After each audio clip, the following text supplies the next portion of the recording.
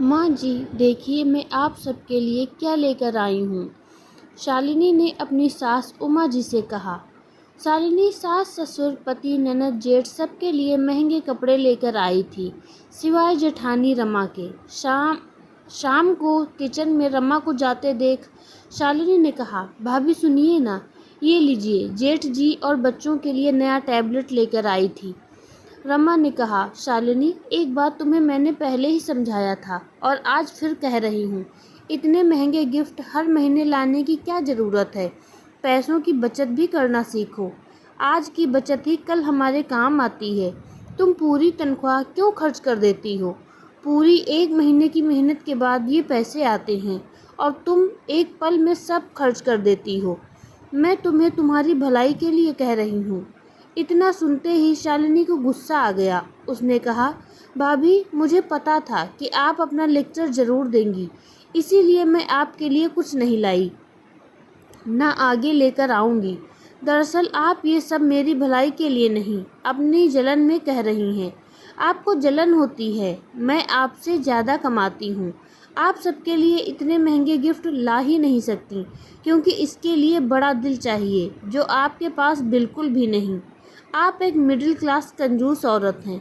यह सब सुनकर रमा की आंखों में आंसू आ गए। वो अपने कमरे में जाने लगी। तभी उमा जी ने कहा, रुको रमा, शालिनी, बड़ों से बात करने का ये क्या तरीका है? तुम्हें सिखाया गया है। रमा ने तुम्हारी भलाई के लिए तुम्हें बचत करने के लिए कहा और तुमने उसको जलन और कंजूसी का नाम दे रही हो। आज एक बात मेरी तुम ध्यान से सुन लो। तुम्हारे ये महंगे गिफ्ट या कोई और चीज़ मेरी बहू रमा की जगह नहीं ले सकता। और हाँ, इस बात के लिए तुमको एक दिन पछतावा जरूर होगा। शालिनी वहाँ से पैर पटकते हुए गुस्से में अपने कमरे में चली गई। शालिनी ने अपने पति अमन को ये बात बताई।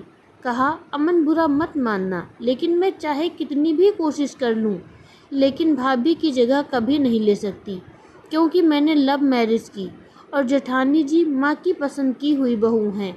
इसीलिए माँ जी भाभी को ज़्यादा प्यार करती हैं। और वहाँ हुई पूरी बात बताई।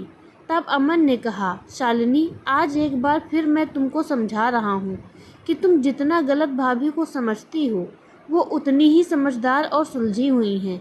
तुमसे वो कभी जलन रख ही नहीं सकती, क्योंकि उन्होंने ही पूरे घर को हमारी शादी के लिए राजी किया था। देखो अमन, तुम भी नहीं समझ रहे। मैं कोई छोटे मोटे घर की बेटी नहीं। मुझे पैसों की कोई कमी नहीं। मैं अपने शौक़ के लिए ही नौकरी करती हूँ, वरना मैं जो चाहूँ वो मेरे पापा मुझे तुरंत दिला दें। पापा का इतना बड़ा बिजनेस है, मैं क्यों बचत की चिंता करूँ? शालिनी ने कहा। अगले दिन रविवार को शालिनी दोस्तों के साथ घूमने जा रही थी। तभी उसकी नज़र हॉल में बैठी जेठानी पर गई। उसने गुस्से में अपना पर्स उठाया और फ़ोन हॉल की टेबल पर ही भूल गई। रमा ने आवाज़ देनी चाही तो उमा जी ने रोक लिया। कहा, जाने दो, वैसे भी एक फ़ोन है उसके पास। अभी आवाज़ दोगी तो बेकार में नाराज़गी झेलनी पड़ेगी। रमा ने करते हुए जैसे ही फ़ोन रखा, देखा तो शालिनी के फ़ोन पर उसके भाई का फ़ोन आ रहा था। रमा ने फ़ोन उठाकर बोलना चाहा, तभी उसने बिना आवाज़ सुने रोते हुए बताया कि दीदी, जल्दी अस्पताल आ जाओ, पापा को अस्पताल लेकर जा रहे हैं। कहते हुए फ़ोन रख दिया। रमा के साथ पूरा परिवार अस्पताल पहुंचा। वहां जाकर पता चला कि उनके पार्टनर ने उन्हें धोखा दे दिया और धोखे में सब कुछ अपने नाम कर लिया।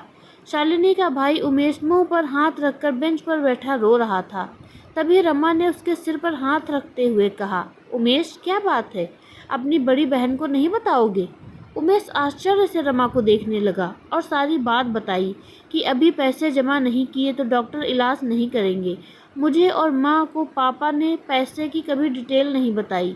अभी हमारे पास इतने पैसे नहीं हैं और शालिनी दी भी फ़ोन नहीं उठा रही। मुझे लगा वो ही आएंगी। रमा ने कहा, लाओ, मुझे बिल दो और तुम आंटी के पास जाओ, मैं अभी आती हूँ। और जाकर काउंटर पर पैसे जमा किए। शालिनी ने फ़ोन पर अपने भाई के इतने सारे मिस कॉल देखकर परेशान हो गई।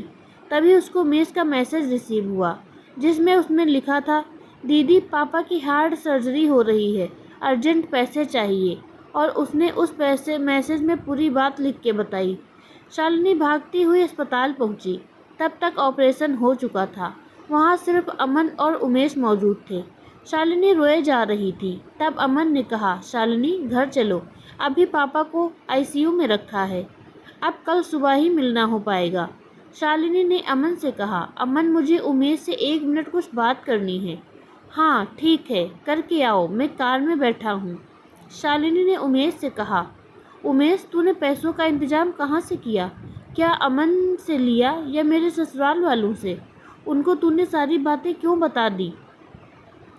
शालिनी मन ही मन सोच रही थी कि अब उसको हमेशा ताने सुनने पड़ेंगे और इनके पास होंगे तो भी ये लोग मदद नहीं करेंगे। सासू माँ ने पहले ही कह दिया था। तब उमेश ने कहा, नहीं दीदी, सिर्फ रमा दी को सारी बात पता है और उन्होंने ही अस्पताल के पैसे बिना किसी को बताए।